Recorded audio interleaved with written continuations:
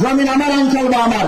তাহলে আইন এটা যে প্রতিষ্ঠিত করতে হয়, তাহলে মুহাম্মদ রাসূলুল্লাহ সাল্লাল্লাহু আলাইহি ওয়াসাল্লামের সেই সাহাবীদের মতো যে সাহাবীদের যে বৈশিষ্ট্য ছিল, কোয়ালিটি ছিল, সেই কোয়ালিটিগুলো আমাদেরকে অর্জন করতে হবে।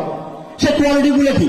এই মুহাম্মদ রাসূলুল্লাহ সাল্লাল্লাহু আলাইহি ওয়াসাল্লামের সাহাবীদের যে কোয়ালিটি, সেই কোয়ালিটিগুলো আমি আপনাদের সামনে বলে আমি আমার আলোচনা শেষ করব। আমরা সেই কোয়ালিটিগুলো একটু জানতে চাই। সেটা হচ্ছে মুহাম্মদ রাসূলুল্লাহ মুহাম্মদ সাল্লাল্লাহু আলাইহি ওয়াসাল্লাম বলেছেন, ওয়াল্লাযীনা মাআহু আশিদ্দাউ আলাল কুফফার। মুহাম্মদ রাসূলুল্লাহ সাল্লাল্লাহু আলাইহি ওয়াসাল্লামের সাহাবীদের প্রথম কোয়ালিটি, প্রথম বৈশিষ্ট্য হচ্ছে আশিদ্দাউ আলাল কুফফার, কাফেরদের বিরুদ্ধে কঠোর, আনকম্প্রমাইজিং। কোন কুফরি শক্তির সামনে কোন আপোষ করা যাবে না।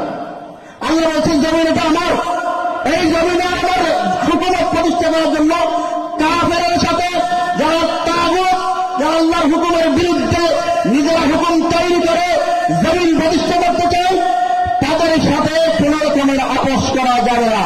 আনকম্প্রমাইজিং, আশিদ্দা, তারা আল্লাহর হুকুমকে বাদ দিয়ে মানুষের তৈরি করা মতবাদকে প্রতিষ্ঠা করতে চায়। সুতরাং তাদের সামনে নমনীয়তা হওয়া যাবে না। তাদের বিষয়ে মুহাম্মদ রাসূলুল্লাহ সাল্লাল্লাহু আলাইহি ওয়াসাল্লামের সাহাবীদের যে কোয়ালিটি, যে বৈশিষ্ট্য, সেটা আমাদেরকে অর্জন করতে হবে। আশিদ্দাউ আলাল কুফফার। 2 নম্বর কোয়ালিটি হচ্ছে রুহামাউ বাইনাহুম, নিজেদের মধ্যে রহম দিন। প্রিয় উপস্থিতি, সমাজে হাজিরিন, এলাকাবাসী, এই দুইটা শব্দ থেকে আপনারা একটা জিনিস চিন্তা করেন। আজকে পুরো মুসলমান যেখানে আছে সেখানে নির্যাতিত, লাঞ্ছিত।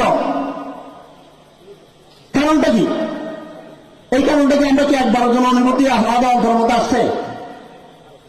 আমরা আমাদের নিজেদের মধ্যে হওয়া ছিল রহম দিন, নিজেদের মধ্যে ছিল আতিথেয়তা, কিন্তু আমরা ভাইয়ে ভাইয়ের মধ্যে শত্রুতা। আমরা এখন তৈরি করি ভাই ভাই কি শত্রুতা।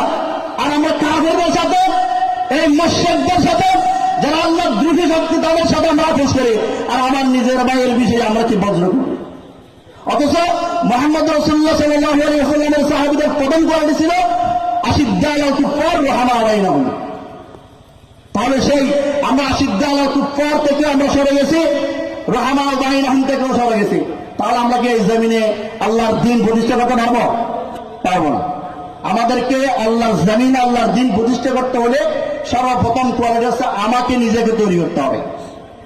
আমি মুহাম্মদ রাসূলুল্লাহ সাল্লাল্লাহু আলাইহি ওয়াসাল্লামের যে সাহাবীদের যে বৈশিষ্ট্য ছিল, যে কোয়ালিটি ছিল, সেই কোয়ালিটি আমাদের অন্তরের মধ্যে আমাকে নিজেকে তৈরি করতে হবে। সারা আপনার 56,000 বর্গ মাইলকে যদি টার্গেট করার পূর্বে 3.5 হাত বড়িকে আমাদেরকে টার্গেট করে আমাদেরকে অগ্রসর হতে হবে।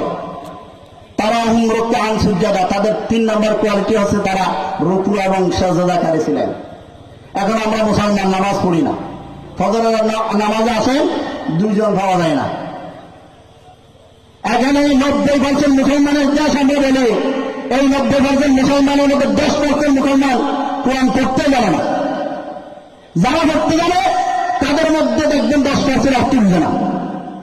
তাহলে আমাদের মধ্যে পরিবর্তন আসবে কোথা থেকে? আমরা রুকু এবং সিজদা করে হবো কিভাবে?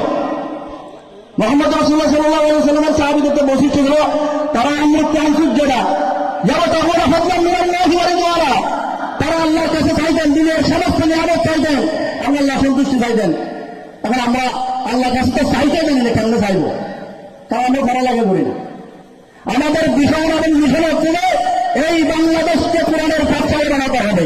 কাজে আছে না, আমাদেরকে এখান থেকে সবক গ্রহণ করতে হবে। এই কোরআন দিয়ে বাংলাদেশকে পরিচালনা করার জন্য সর্বপ্রথম আমাদেরকে কোরআন শিখতে হবে। এই বাংলাদেশকে 56,000 বর্গ মাইলকে পবিত্রতার সাগরে যদি আমরা আবৃত করতে চাই, তাহলে আমাদেরকে সর্বপ্রথম কোরআনের স্পষ্টত্ব আসতে হবে, কোরআন শিখতে হবে, কোরআন অনুযায়ী জীবন যাপন করতে হবে। আল্লাহ রাব্বুল আলামিন যদি সত্যিকারের সেই মুহাম্মদ রাসূলুল্লাহ সাল্লাল্লাহু আলাইহি ওয়াসাল্লামের এই সাহাবীদের যে বৈশিষ্ট্য, সেই বৈশিষ্ট্য যদি আমরা নিজেদের মধ্যে আনতে পারি, তাহলে আমাদের এই পবিত্র ভূমিটাকে কোন সাম্রাজ্যবাদ আগ্রাসন করতে পারবে না। আমাদের স্বাধীনতা, সার্বভৌমত্বকে কেউ কেড়ে নিতে পারবে না। আমাদের স্বাধীনতা, সার্বভৌমত্বের দিকে আন্দোলন করার সাহস কেউ করবে না। যেমন রাম সাগর আমাদের স্বাধীনতা স্বাধীনতা সার্বভৌমত্বের দিকে আঙ্গুল তোলার দুঃসাহস করবে না যদি আমরা আমাদের নিজেদেরকে পবিত্র করা যেই মিশন আমরা নিজেদেরকে নিজেদের জীবনটাকে যদি কোরআনের রঙে রঙিন করতে পারি তাহলে আমাদের এই মাহফিল এই ফোরকানিয়া মাদ্রাসা আপনাদের এই আয়োজন সফল হবে। আজকে যদি আমরা এখান থেকে শপথ গ্রহণ করব, আমরা যারা এখনো পর্যন্ত কোরআন জানে না আমরা আজকে থেকে কোরআন পড়ার জন্য ব্যবস্থা করব।